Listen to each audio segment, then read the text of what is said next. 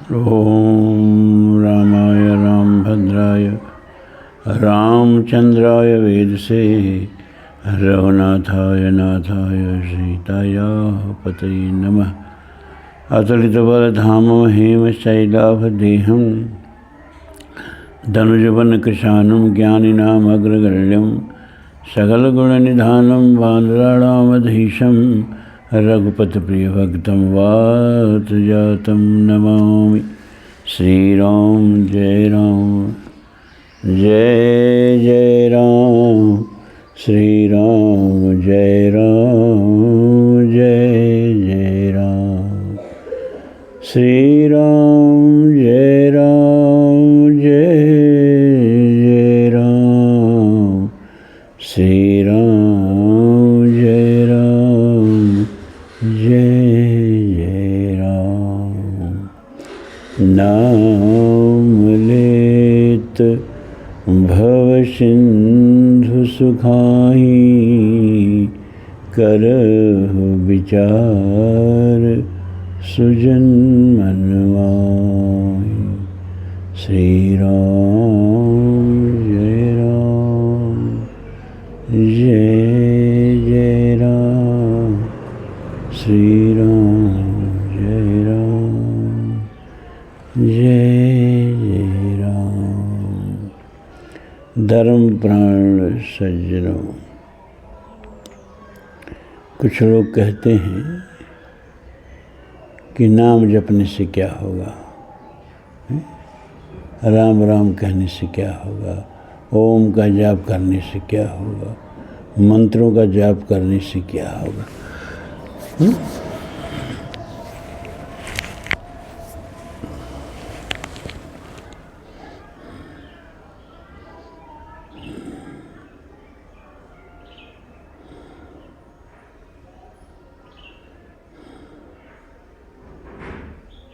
नाम जाप करने से, मंत्र जाप करने से शोर संगीत में बदल जाता है। अब शोर में और संगीत में क्या अंतर है? क्या अंतर है? उत्पत्ति के दृष्टिकोण से देखें, विज्ञान के दृष्टिकोण से देखें, कोई अंतर नहीं है। दोनों ध्वनि तरंगे हैं। बस अंतर यह है कि एक ध्वनि तरंग जो है बेतरतीब है और दूसरी ध्वनि तरंग जो है वो उसको एक रिदम में है, एक लय में है, एक व्यवस्था में है। तो जब ध्वनि तरंग एक व्यवस्था में होती है तो संगीत बन जाती है, और वही ध्वनि तरंग जब अव्यवस्था में होती है तो शोर हो जाती है। अब मैं आपसे कहूँ, मेरी बातों को ध्यान से सुनिएगा आप लोग। टाइम पास करने के लिए नहीं बोलता हूँ, कोई धोखा देने के लिए नहीं बोलता हूँ।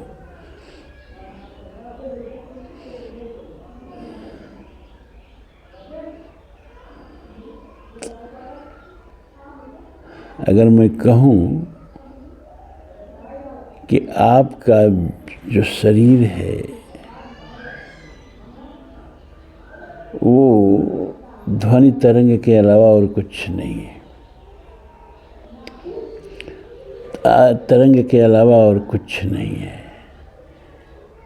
यह जिस कमरे में आप बैठे हैं, ये कक्ष जो है, ये सिवा तरंग के अलावा और कुछ नहीं है। और ये समूचा ब्रह्मांड केवल तरंग के अलावा और कुछ नहीं है। अब यह तरंग शोर में है तो इसे हमें संगीत में बदलना है। कैसे बदलेंगे? शोर को संगीत में बदलने की ही कला का नाम है मंत्र। नाम जाप मम दृढ़ विश्वासा, पंचम भगति सुवेद प्रकाशा। नाम जाप, मंत्र जाप, भगवान के मंत्रों का जाप, इस मंत्र का जाप करने से जीवन शोर की जगह संगीत में बदल जाता है। यह संसार शोर की जगह संगीत में बदल जाता है। अब आपकी बात समझ में नहीं आ रही है, कैसे हमारा शरीर जो है ध्वनि तरंग है, कैसे आप कह दे रहे हैं। अरे भैया, आप हैं वही हैं जो मैं कह रहा हूँ। एक औसत आदमी के शरीर में 37 ट्रिलियंस यानी करीब 37 खरब कोशिकाएं होती हैं, और हर कोशिका अपने आप में एक लेबोरेटरी है, एक कारखाना है जिसमें पोषक तत्वों का जारण होता है। ऑक्सीजन की इसीलिए शरीर को जरूरत पड़ती है।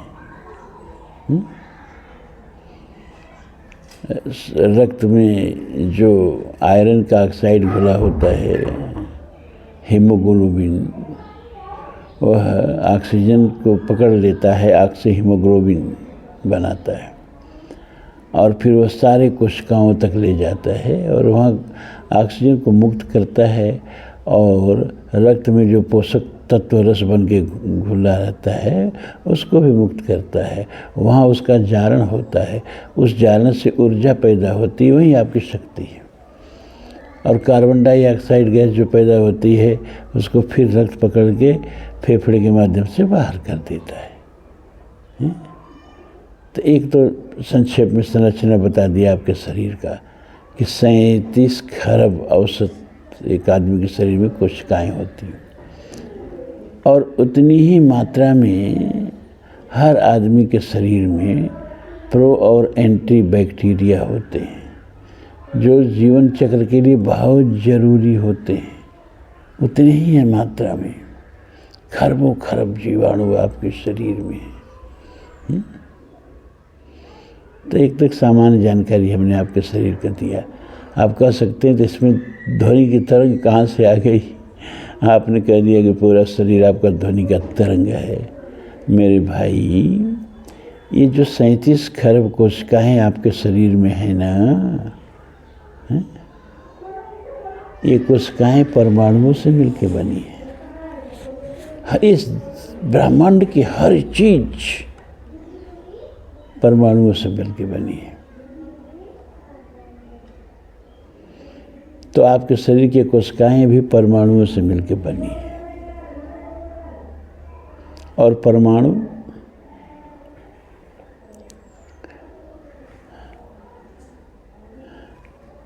इसको अंग्रेजी में एटम कहते हैं।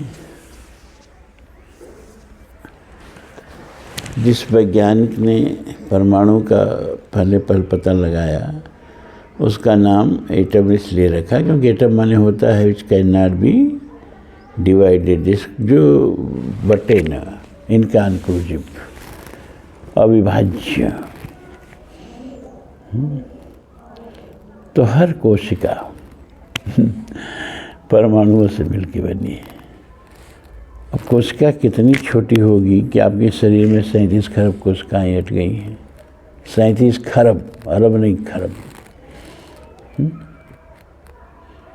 और एक एक कोशिका में कितने परमाणु होते हैं। बालू का एक कण जो है वो आपकी कोशिका से बड़ा होता है, और कहा जाता है कि धरती में जितनी बालू के कण हैं आकाश में उससे अधिक सितारे हैं,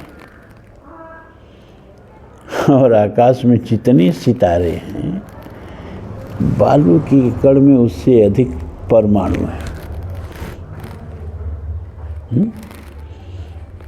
तो आपके शरीर में कितने परमाणु हैं इसका पता लगा सकते हैं आप।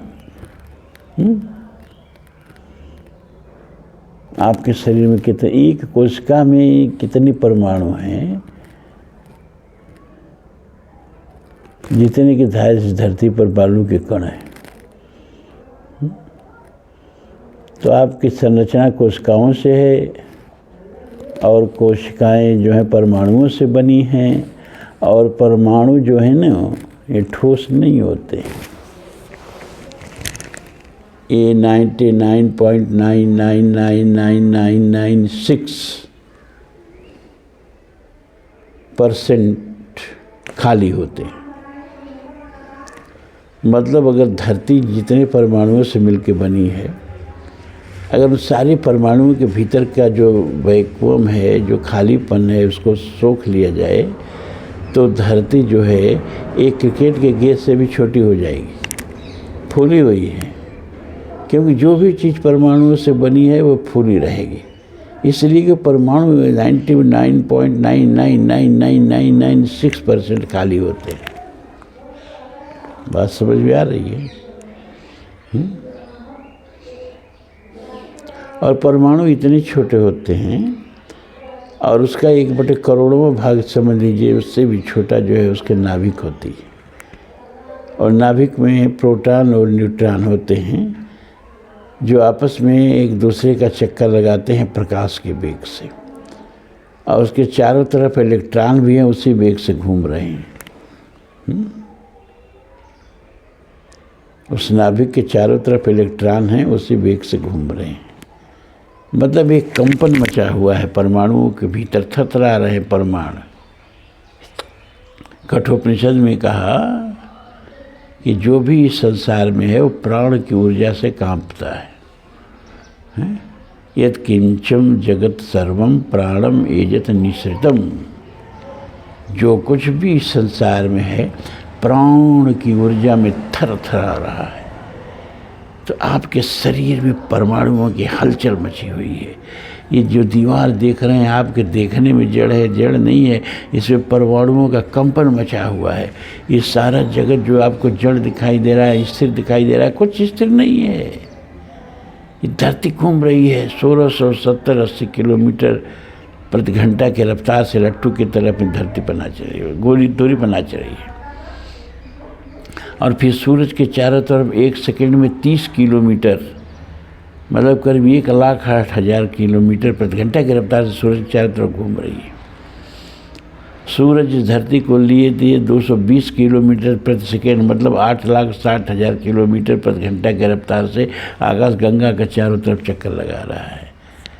और ये आकाश गंगा 1 सेकेंड में 600 किलोमीटर की रफ्तार से एक विशेष दिशा की तरफ, संसार की जितनी आकाश गायें हैं, गंगाएं हैं, वो एक तरफ भागी चली जा रही है, जैसे कोई इनको खींच रहा है। तो सोचिए संसार में क्या स्थिर है, सब कुछ कांप रहा है, सब कुछ दौड़ रहा है, एक हलचल मची हुई है। और जब हलचल मचेगी तो ध्वनि पैदा होगी। ध्वनि पैदा होगी तो दो ये चीज़ होगी, या तो संगीत होगा या तो शोर होगा।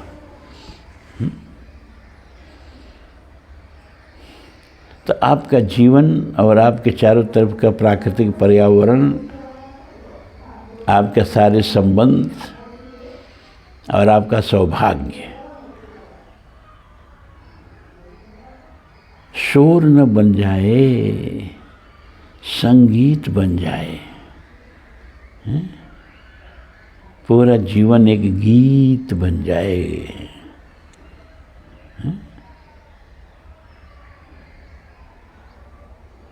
कैसे बनेगा? इन्हीं मंत्रों के जाप से बनेगा। ये मंत्र के जाप जो है ना, वो जीवन के शोर को संगीत में बदल देते हैं।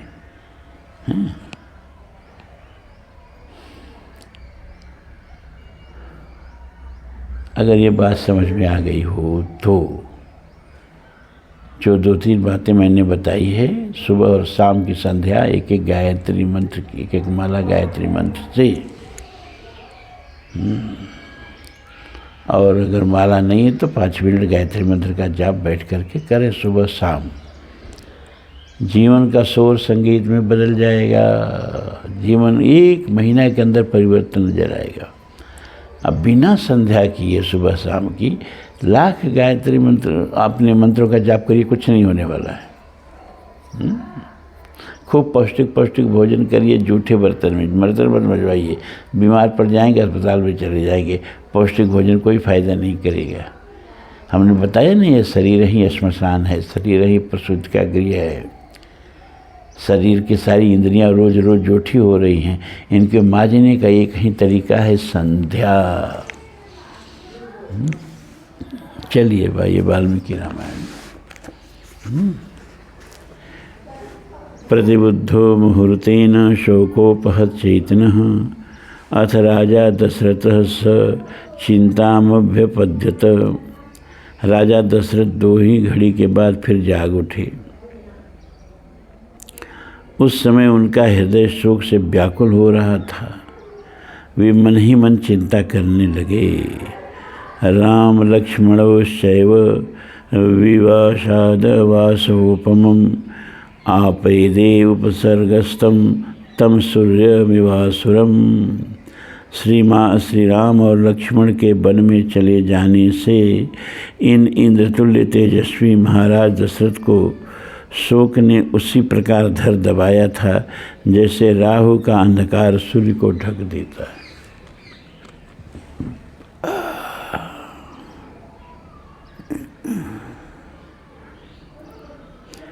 सभार्ये ही गते रामे कौशल्यां कौशलेश्वरः विवक्षुर सीतापांगी स्मृत्वा दुष्कृतमात्मनः। पत्नी सहित श्री राम के बल में चले जाने पर कौशलेश नरेश दशरथ ने अपने पुरातन पाप का स्मरण करके कजरारे नेत्रों वाली कौशल्या से कहने का विचार किया। स राजा रजनी खष्टिम रामे प्रवराजिते वनम अर्धरात्रे दशरथः सोऽस्मरतः दुष्कृतं कृतम्। उस समय श्री रामचंद्र जी को वन में गए 6ठी रात बीत रही थी। जब आधी रात हुई तब राजा दशरथ को उस पहले किए हुए दुष्कर्म का स्मरण हुआ। स राजा पुत्र शोकार्त स्मृत्वा दुष्कृतमात्मना कौशल्याम पुत्र शोकार्तमिदं वचनम अब्रवीत। पुत्र शोक से पीड़ित हुए महाराज ने अपने उस दुष्कर्म को याद करके पुत्र शोक से व्याकुल हुई कौशल्या से इस प्रकार कहना आरंभ किया। यदाचरत कल्याणी शुभम वा यदि वा शुभम तदेव लभते भद्रे कर्ता कर्मजमात्मनः। बहुत बहुत महत्वपूर्ण ये श्लोक है, इसको फिर से सुनिए। यदाचरति कल्याणी शुभम वा यदि वा शुभम। हे कल्याणी, मनुष्य शुभ या अशुभ जो भी कर्म करता है तदेव लभते भद्रे कर्ता कर्मज महात्मनः। भद्रे अपने उसी कर्म के फलस्वरूप सुख या दुख कर्ता को प्राप्त होते हैं। इससे महत्वपूर्ण बात कहीं नहीं जा सकती। देखें, भगवान जो आदमी इतना पुण्यात्मा हो, पहले के जन्म में इतना बड़ा तपस्वी रहा हो कि उसके तप के प्रभाव से अखिल ब्रह्मांड नायक श्री राम भगवान उसके पुत्र बनने को स्वीकार कर लिया, पुत्र बन के आए। उस व्यक्ति का किया हुआ एक पाप भगवान का बाप बनने के बाद भी नहीं मिटा, उसको भोगना पड़ा, वहीं भोग रहे हैं, वहीं उनको याद आ रही है। तापस इंद्र साप सुधियाई गुरु राघवर्था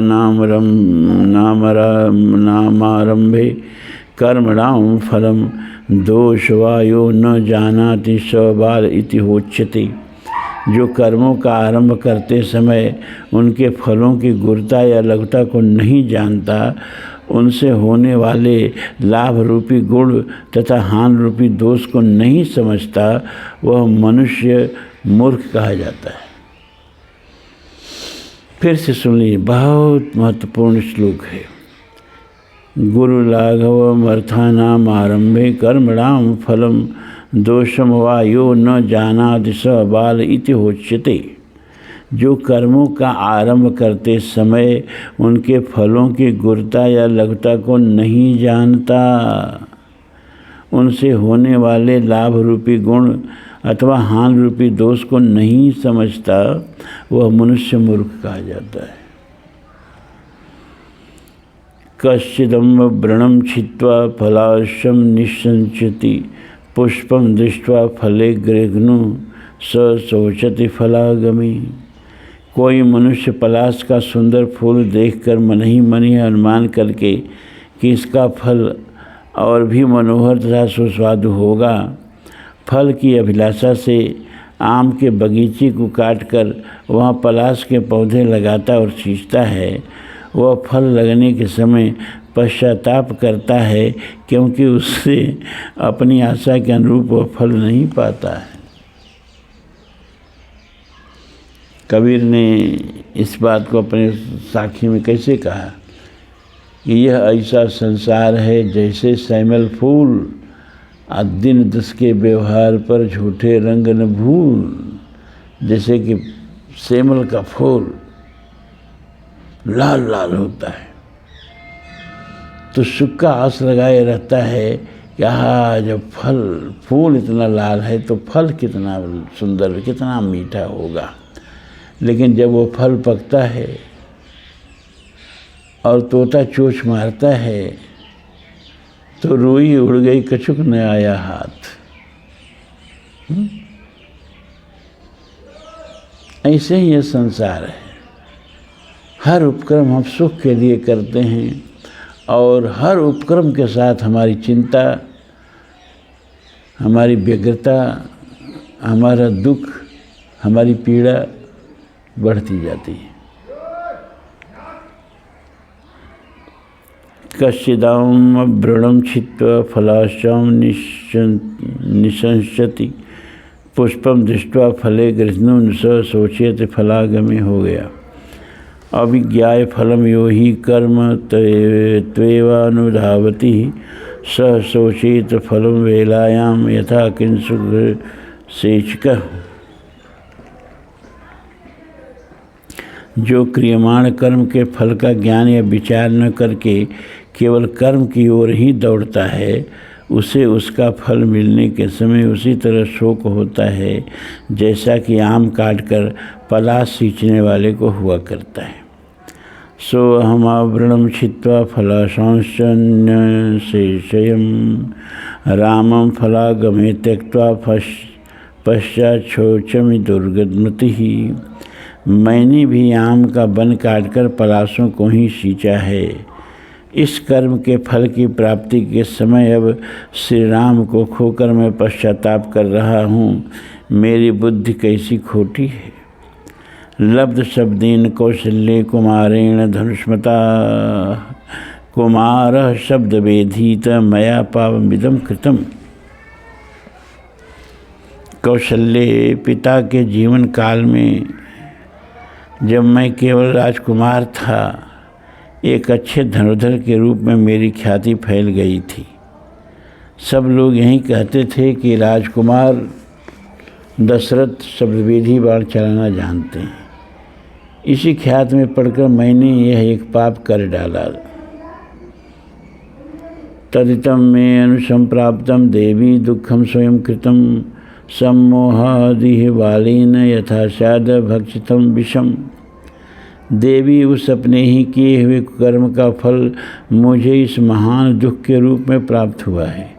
जैसे कोई बालक अज्ञानवश विष खा ले तो उसे भी वह विष मार ही डालता है, उसी प्रकार मोह या अज्ञानवश किए हुए दुष्कर्म का फल भी यह मुझे भोगना पड़ रहा है। यथा अन्य पुरुष कश्चित् फलाशैर्मोहितो भवीत एवं मयाप्यभिज्ञातं शब्दभेदम् इदं फलम्। जैसे दूसरा कोई गवार मनुष्य पलाश के फूलों पर ही मोहित हो, उसके कड़वे फल को नहीं जानता, उसी प्रकार मैं भी शब्द वेदी बाण विद्या की प्रशंसा सुनकर उस पर लट्टू हो गया। उसके द्वारा ऐसा क्रूरतापूर्ण कर्म पाप कर्म बन सकता है और ऐसा भयंकर फल प्राप्त हो सकता है, इसका मुझे ज्ञान ही नहीं हुआ। देव्यनूढ़ा तमभव युवराजो भवाप्यहम ततः पावृडन प्राप्ता मम काम विवर्धनी। देवी, तुम्हारा विवाह नहीं हुआ था और मैं अभी युवराज ही था। उन्हीं दिनों की बात है, मेरी काम भावना को बढ़ाने वाली वर्षा ऋतु आई अपाशही रसान भौमास्तप्त्वां च जगदंशुभिः परेताचरितां भीमा रविराचरते दिशम।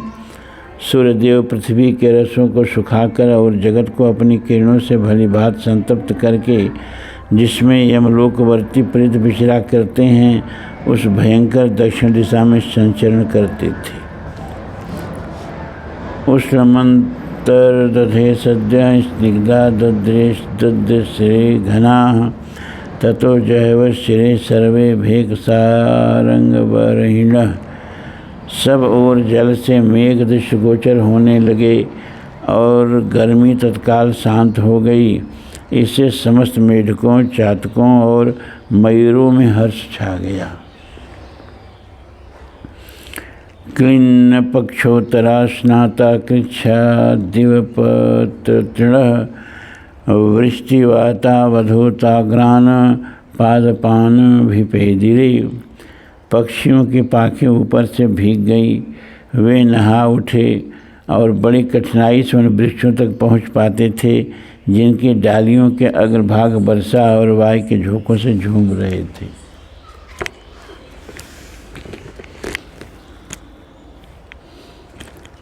पतितेनां वसाच्छन्नः पतमानेन चास्कृतः आबभव मत्तसारंगस्तोय राशिवाचलः। गिरे हुए और बारंबार गिरते हुए जल से आच्छादित हुआ मतवाला हाथी तरंग रहित प्रशांत समुद्र तथा भीगे पर्वत के समान प्रतीत होता था।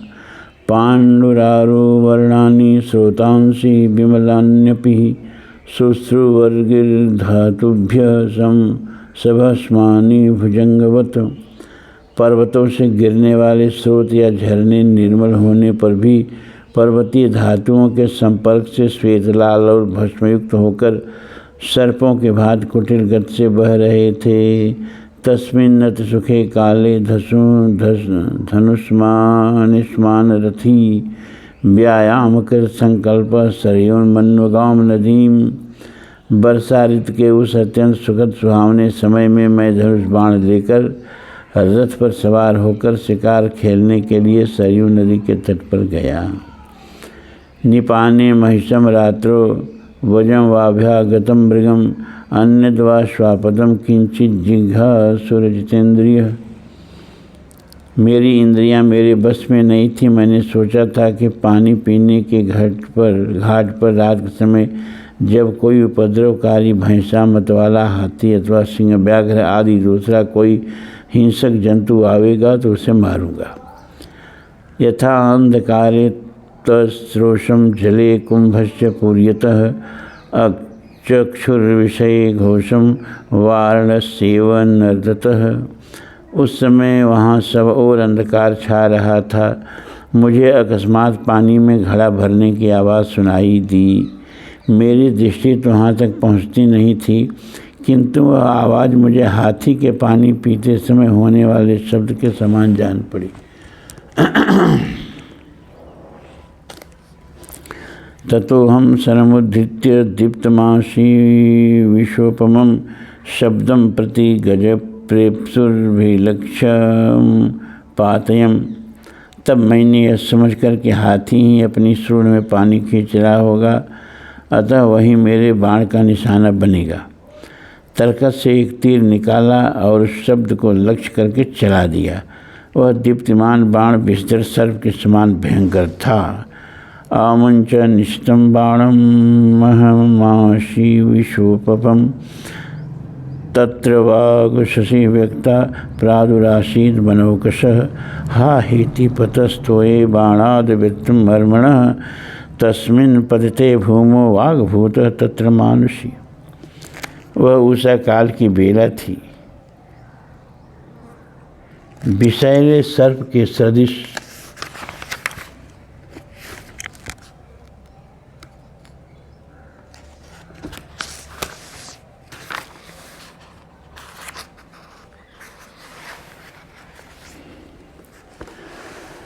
उस तीखे बाण को मैंने जब ही छोड़ा तभी वहाँ पानी में गिरते हुए किसी वनवासी का हाहाकार मुझे स्पष्ट रूप से सुनाई दिया। मेरे बाण से उसके मर्म में बड़ी पीड़ा हो रही थी। उस पुरुष के धराशायी हो जाने पर वहाँ यह मानव वाणी प्रकट हुई सुनाई देने लगी। कथम अस्मद्विधे शस्त्रम निपेते च तपस्विनी प्रविविक्ताम नदी रात्रा उदाहारो हमागत। ओह, मेरे जैसे तपस्वी पर शस्त्र का प्रहार कैसे संभव हुआ? मैं तो नदी के इस एकांत तट पर रात में पानी लेने के लिए आया था।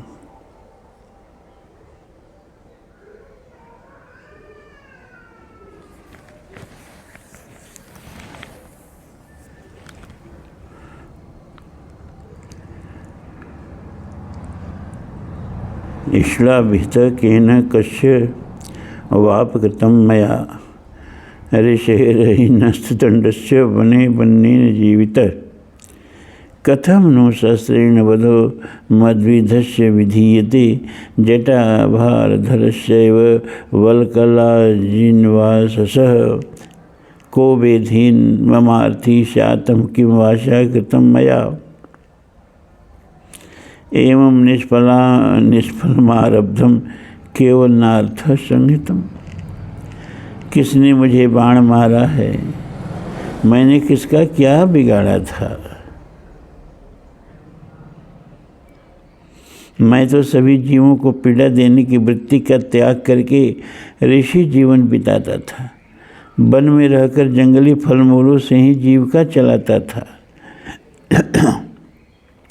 मुझ जैसे निरपराध मनुष्य का शस्त्र से वध क्यों किया जा रहा है? मैं वल्कल और मृगचर्म पहनने वाला जटाधारी तपस्वी हूँ। मेरा वध करने में किससे अपना क्या लाभ सोचा होगा? मैं मारने वाले का क्या अपराध किया था? मेरी हत्या का प्रयत्न व्यर्थ ही किया गया। इससे किसी को कुछ लाभ नहीं होगा, केवल अनर्थ ही हाथ लगेगा।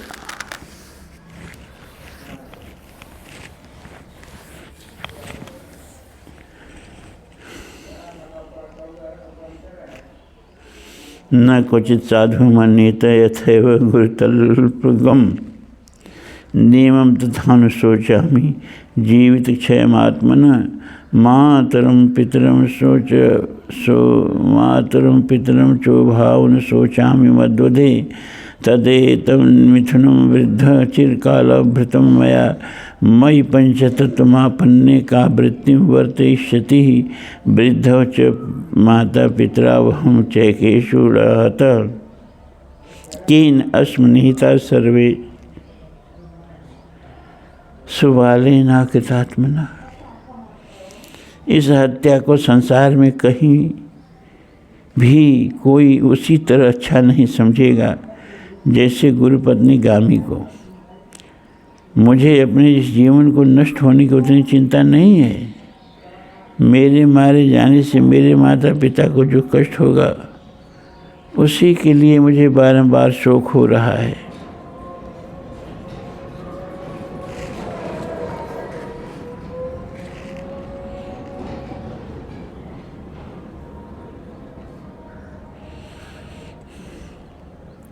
मैंने इन दोनों वृद्धों का बहुत समय से पालन पोषण किया है।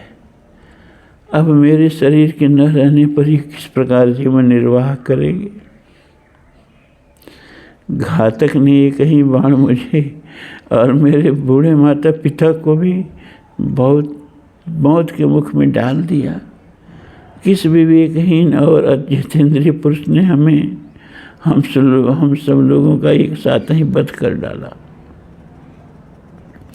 ताम गिरम करुणम श्रुत्वा मम धर्मानुकांक्षिण कराभ्याम ससरम चापम व्यथित पदत हुई। एक करुणा भरे वचन सुनकर मेरे मन में बड़ी व्यथा हुई। कहाँ तो मैं धर्म की अभिलाषा रखने वाला था और कहाँ यह धर्म का कार्य बन गया। उस समय मेरे हाथ से धनुष और बाण छूटकर पृथ्वी पर गिर पड़े। तत्साहम करुणम श्रुत्वा ऋषिर्विलपतो निशि संभ्रांत शोक वेगेन भृशमांस विचेतन। रात में विलाप करते हुए ऋषि का वह करुण वचन सुनकर मैं शोक के वेग से घबरा उठा। मेरी चेतना अत्यंत विलुप्त से होने लगी। तम देश महमागम्य दीन सत्व दुर्मना अपश्य विष्णु तीरे सरयवास्तः पशमहतम अवकीर्ण जटाभारम प्रविद्ध कलशोदकम पांशुषोड़ित तदिग्धांग शयानम शल्यवेदितम स मामद वीक्ष्य नेत्राभ्याम त्रस्तम अस्वस्थ चेतनम इत्युवाच वचंकूरम दीक्षेन्निव तेजसा। मेरे हृदय में दीनता छा गई, मन बहुत दुखी हो गया। सरयू के किनारे उस स्थान पर जाकर मैंने देखा एक तपस्वी बाण से घायल होकर पड़े हैं। उनकी जटाएं बिखरी हुई हैं, घड़े का जल गिर गया है तथा सारा शरीर धूल और खून में सना हुआ है। वे बाण से विधे हुए पड़े थे।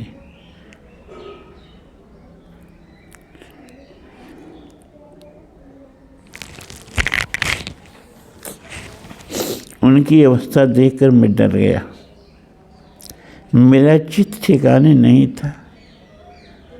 उन्होंने दोनों नेत्रों से मेरी ओर इस प्रकार देखा मानो अपने तेज से मुझे भस्म कर देना चाहते हैं। वे कठोर वाणी में बोले, किम तवाप कृतम राजन वने निवासता मया जेहिर्षुरंभो गुरुवर्थम यदि हम तड़ितस्तया। राजन वन में रहते हुए मैंने तुम्हारा कौन सा अपराध किया था जिससे तुमने मुझे बाण मारा। मैं तो माता पिता के लिए पानी लेने की इच्छा से यहाँ आया था। एकेन खलुवाणेन मर्मण्य विहिते मयि द्वाबंधो नियतो वृद्धो माता जनयिताशमे। तुमने ये कहीं बाण से मेरा मर्म विद्योल करके मेरे दोनों अंधे और बूढ़े माता पिता को भी मार डाला।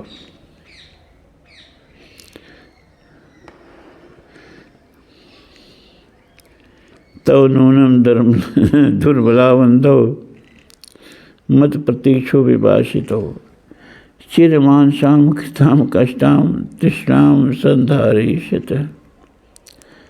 वे दोनों बहुत दुबले और अंधे हैं, निश्चय ही प्यास से पीड़ित होकर मेरी प्रतीक्षा में बैठे होंगे।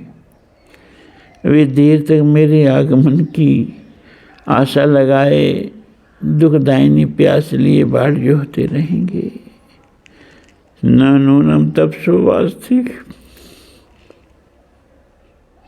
फल योग सुतस्यवा पिता यन्मा न जानीते शयानम प्रीतम भुवि।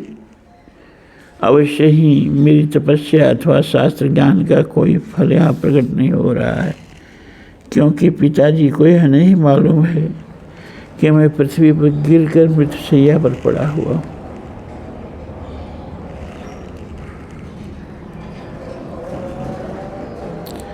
जानन किम कुर्यादशक्तश्चा परिक्रमं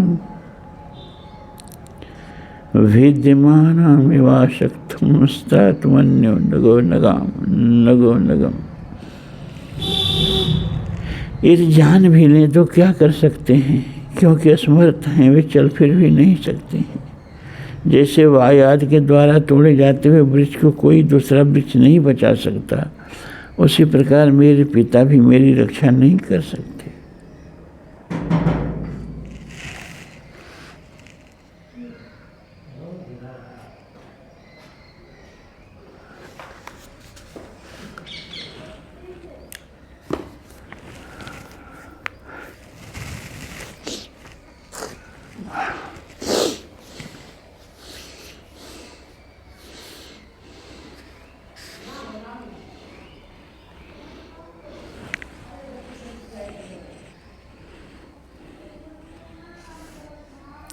पितरस्तमेव मे गत्वा शीघ्रमाचक्षस्व राघव न तामनुदहित क्रुद्धो वनमाग्निर्वैधितः अतः रकुल नरेश, अब तुम ही जाकर शीघ्र ही मेरे माता पिता को समाचार सुना दो। यदि स्वयं कह दोगे तो जैसे प्रज्वलित अग्नि समूचे वन को जला डालती है, उसी प्रकार वे क्रोध में भरकर तुमको भस्म नहीं कर देंगे। इयमेकपदी राजन यतो में पितुराश्रमः तम प्रसादय गत्वाम न त्वाम संगुपितः सपीतु। राजन, यह पगडंडी उधर ही गई है जहाँ मेरे पिता का आश्रम है। तुम जाकर उन्हें प्रसन्न करो, जिससे वे कुपित होकर तुम्हें शाप न दें। विशल्यम कुरुमा राजन वर्म में निष्ठः सरः रुणद्धि मृदु सोत्सद्धम तीरम अमूरयो यथा। राजन, मेरे शरीर से इस बाण को निकाल दो। यह तीखा बाण मेरे मर्म स्थान को उसी प्रकार पीड़ा दे रहा है जैसे नदी के जल का वेग उसके कोमल बालुकामय ऊंचे तट को छिन्न भिन्न कर देता है। सशल्य क्लिश्यते प्राणिर्विशल्यो विनिश्यति इति मामवश्चिन्ता तस्य शल्यापकर्षणे दुखितस्य च दीनस्य मम शोकातुरस्य च लक्षयामास च ऋषिश्चिंता मुनिस्ततस्तदा। मुनि कुमार की यह बात सुनकर मेरे मन में यह चिंता समाई कि यदि बाण नहीं निकालता हूँ तो इन्हें क्लेश होता है, और निकाल देता हूँ तो ये अभी प्राणों से भी हाथ धो बैठते हैं। इस प्रकार बाण को निकालने के विषय में उस दीन दुखी और शोकाकुल दशरथ की चिंता को उस समय मुनि कुमार ने लक्ष्य किया। ताप्यमानं समाकृच्छादुवाच परमार्थवित् सीदमानो विवृत्तांगोश्चेष्टमानो गदक्षयं संस्तभ्य शोकम धैर्येण स्थिर चित्तो भवाम्यहम्। यथार्थ बात को समझ लेने वाले उन महर्षि ने मुझे अत्यंत ग्लानि में पड़ा हुआ देख बड़े कष्ट से कहा, राजन, मुझे बड़ा कष्ट हो रहा है। मेरी आंखें चढ़ गई हैं, अंग अंग में तड़पन हो रही है, मुझसे कोई चेष्टा नहीं बन पाती। अब मैं मृत्यु के समीप पहुंच गया हूँ, फिर भी धैर्य के द्वारा शोक को रोककर अपने चित्त को स्थिर करता हूँ। ब्रह्महत्या कृतम तापम हृदयादपनीयताम न द्विजातिरहम राजन माँ भूत ते मनसो व्यथा। मुझसे ब्रह्महत्या हो गई हो, इस चिंता को अपने हृदय से निकाल दो। राजन, मैं ब्राह्मण नहीं हूँ, इसलिए तुम्हारे मन में ब्राह्मण वध को लेकर कोई व्यथा नहीं होनी चाहिए।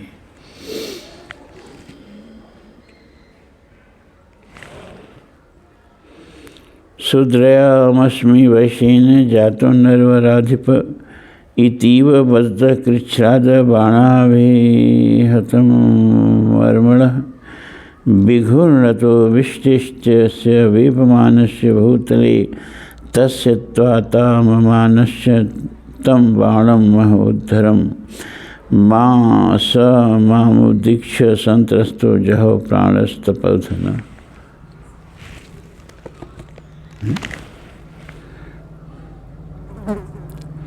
नरश्रेष्ठ, मैं वैश्य पिता द्वारा शूद्र जातीय माता के गर्भ से उत्पन्न हुआ हूँ। बाण से मर्म में आघात पहुँचने के कारण वे बड़े कष्ट से इतना ही कह सके। उनकी आंखें घूम रही थी, उनसे कोई चेष्टा नहीं बनती थी। वे पृथ्वी पर पड़े पड़े छटपटा रहे थे और अत्यंत कष्ट का अनुभव कर रहे थे। उस अवस्था में मैंने उनके शरीर से उस बाण को निकाल दिया। फिर तो अत्यंत ही भयभीत हो उस तपोधन ने मेरी ओर देखकर अपने प्राण त्याग दिए।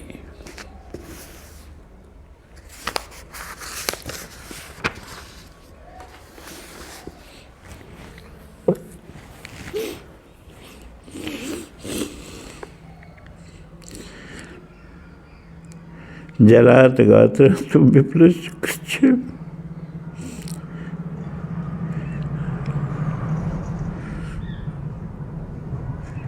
मर्म प्रणसंत तुमुच्छवासंतम ततः सरैवातमहं शयानं समीक्ष्य भद्रे सुवृशं विसंड। पानी में गिरने के कारण उनका सारा शरीर भीग गया था।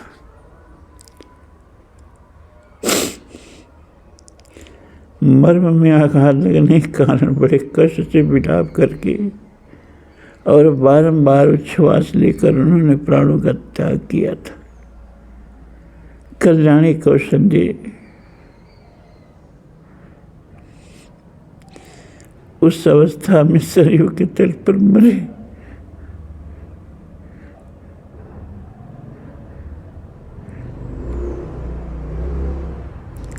बड़े मुनिपुत्र को देखकर मुझे बड़ा कष्ट हुआ। इत्यादि श्रीमद् रामायणे वाल्मीकि आदि काव्य अयोध्याकांडे 63वां सर्ग 63वां सर्ग पूरा हुआ।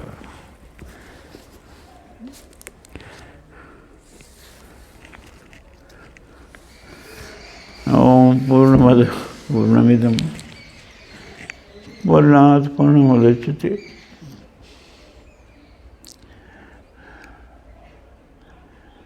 पूर्णस्य पूर्णमादाय पूर्णमेवावशिष्यते। अस्तु मा सद्गमय तमसो मा ज्योतिर्गमय मृत्युर्मा अमृतं गमय। ओम शांति शांति।